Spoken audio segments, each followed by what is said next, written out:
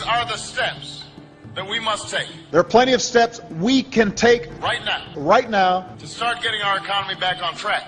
To help create jobs and grow this economy.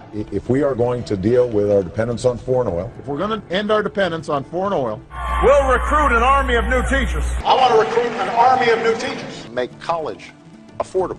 Make college more affordable. And repair our crumbling roads and bridges. We've got crumbling roads and bridges. Tonight, more Americans are out of work. We've still got friends out there and family who are looking for work. At a time when so many people are struggling to keep up. A moment when so many people are still struggling. If you are willing to work with me, If you're willing to work even harder in this election, then I promise you, I promise you change will come.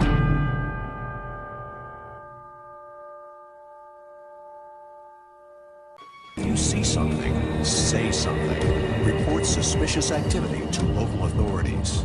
If you're not breaking the law, if you're not doing anything wrong, then you shouldn't worry what the government is doing. Terrorism, terrorism, terrorism, Al-Qaeda, Mohammed, terrorism, terrorism, war in Iraq, war in Afghanistan, Al-Qaeda, Osama bin Laden. It's not like my government would ever do it to me. But guess what?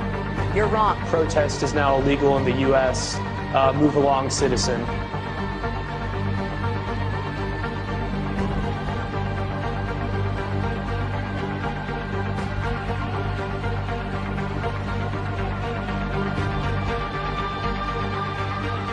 And yet we just sit there and calmly feel and say, oh, they're making us safe. I don't even know whose side I'm on.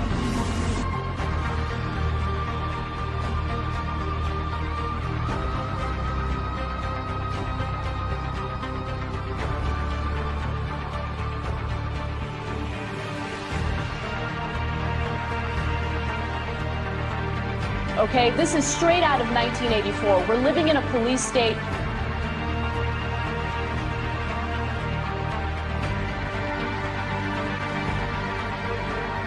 I never had a choice of what happened to me.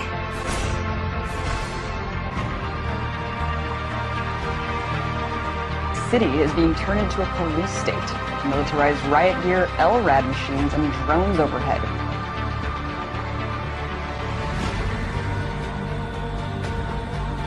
Corporations have more power than the government. Our government now works for the banks.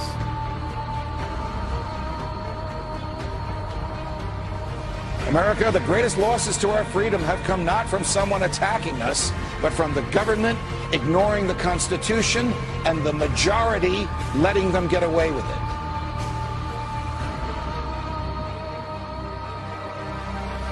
Yeah, we torture. Yeah, we spy on you.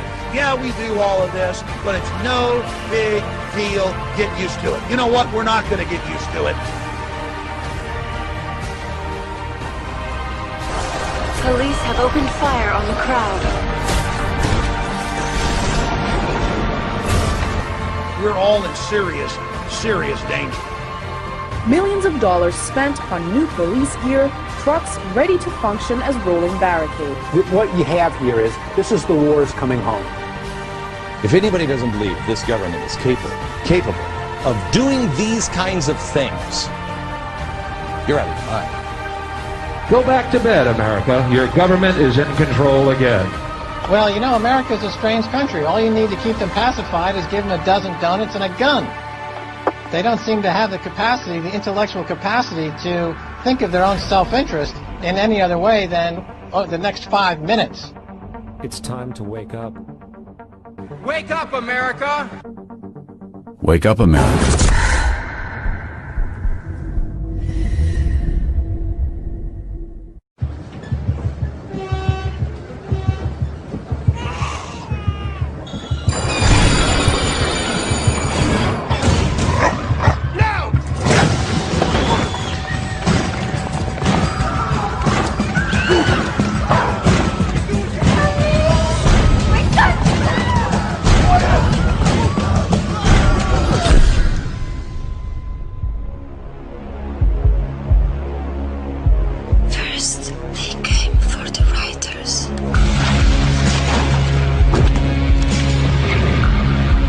I didn't speak up because I was not a writer. Then they came for the students. but I didn't speak up because I was not a student. Then they came for musicians. But I didn't speak up because I was not a musician. And then they came for the Greens, the Muslims, the trade unionists, Christians, and the Jews, the travelers, the homosexuals, the journalists, the artists, the thuggers, the doctors, the philosophers, the economists, the anarchists and the politicians, the nerds, the Europeans, the Americans, the communists, the hackers, illegals, the homeless. And I didn't speak up because I wasn't any of them. Any of them. And then they came for me. And there was no one left to speak up for me. The time is coming when the window for us to restore the control of our government to ourselves will close, and we had damn well better act before then. You want to know why the American public is fit? They're fit because they're not seeing their Congress do the work that they're sent to do. We need to demand more of our elected officials. Damn bills that come out here all the damn time. Come out here in the last second. And I gotta try to figure out how to vote for my people. Bathed in the excesses of power, they passed a bill that by their own admission, they hadn't read. This is PR politics. Unanimous consent that we bring up the bill to extend the tax cut for 160 million Americans. As you walk off the floor, Mr. Speaker, you're walking out. If you want to stand up on the floor of the Senate and defend the Wall Street banks like Bank of America and the credit card companies, be my guest. I would rather stand with the consumers and retailers who've been taken to the cleaners for years and years. Why aren't we questioning the underlying premise of the need for a bailout with taxpayers' money? Why aren't we passing new laws that stop the speculation which triggered this? Why aren't we directly helping homeowners with their debt burden? Why aren't we helping American families faced with bankruptcy? Why aren't we reducing debts for Main Street instead of Wall Street? Is this the United States Congress or the board of directors of Goldman Sachs? When I fuck up, who bails me out? No one. There is no one here to object. This is why the American people have thrown you out of power. You see, you're right. It is within your sole discretion to recognize a member. But you chose to exercise the power of the gavel, Madam Speaker. Therein lies the problem. If he's not here to pull off this political stunt, then we should just proceed and this bill should be withdrawn. It is the right thing to do by the American people to stop these tactics. Enough! And make no mistake about it, this is not about national security. But my point about this is a war without end. I'm afraid of giving up the right to trial by jury and hoping that someday they will declare an end to this war and they'll give back the right to trial by jury. Mr. Speaker, a nationwide revolt is developing over the body scanners at the airports, and it should. And we also know there are individuals who are making money off this. They say, trust us. Trust us, the people who brought us Katrina, to be competent in face of a disaster. Trust us, the people who brought us warrantless wiretapping and other excesses eroding our civil liberties. Trust us. Many of us were told in private conversations that if we voted against this bill on Monday, that the sky would fall, the market would drop 2,000 or 3,000 points the first day, another couple thousand the second day, and a few members were even told that there would be martial law in America if we voted no. We're not trying to scare kids. This president's foreign policy is what's scaring the kids of this country. Well, it's the same people that told us Saddam Hussein had something to do with 9/11. Same people that told us Saddam Hussein had weapons of mass destruction. Same people that told us we were going to be able to use the oil for reconstruction money. Same people that told us that we'd be greeted as liberators, not occupiers. Same people, same president that told us the Taliban is gone. Same president that told us that Poland is our ally 2 days before they pull out. Same president that tells us Iraq is going just great. Same president that tells us the economy is going just great. Same people that told us the tax cut was going to create millions of jobs. Same people that told us that the Medicare program only cost $400 billion when it really cost $540 billion. So please forgive us for not believing what you're saying. Please forgive the students of this country for not believing what you're saying. Not one thing about this war that has been told to the American people or that has been told to these college students has been true. Not one thing. Bremer says we need more troops. The Pentagon says we need more troops. And this president can't get them from the international community. There's only one option left. Let's be honest with the American people. Fascism, by definition, is when corporations team up with organized religion and control the government. Do I have to say anything more? Wouldn't you say that we're on the brink if we're not there?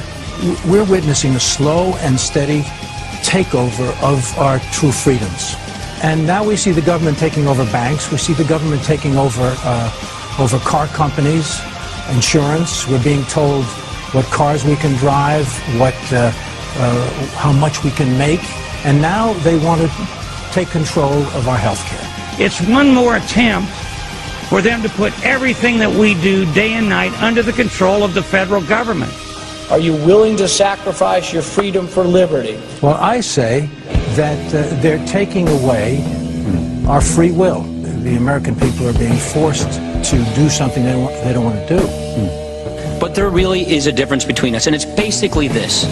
We don't think the government should be in control of all of this. We want people to be in control. And that, at the end of the day, is the big difference.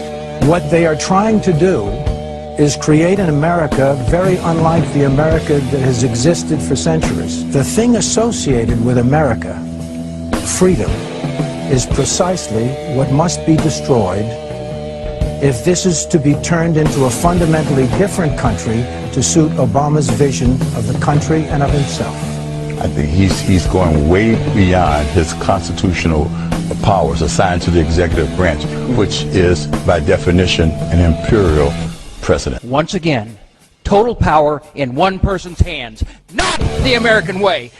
He's centralizing power inside the Beltway, taking power and decision-making from families, from individuals, and as a consequence, what he's doing is building an unchecked executive. Now, I hate to point fingers at anybody, but the President administration probably had a lot to do with that. But you know who's responsible for it? We are. Personal responsibility. Where is the outrage to come from? From you. It turns out you're the knight in shining armor. First, you got to get mad. You've got to say, I'm a human being. God damn it. My life has value.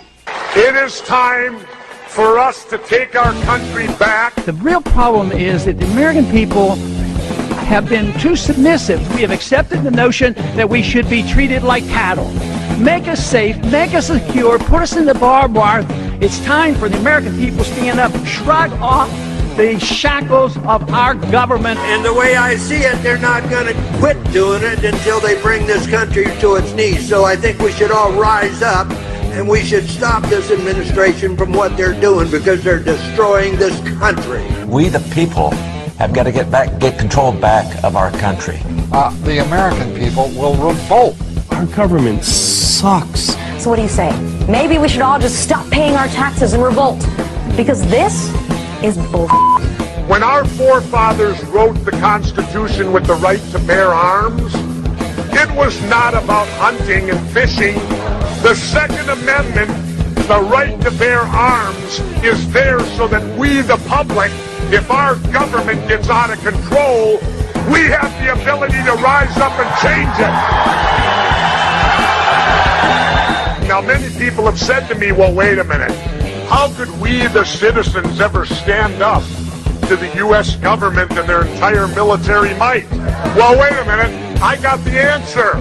We threw everything we had at Vietnam, and they were nothing but a bunch of farmers with a few AK-47s, and they withstood it all.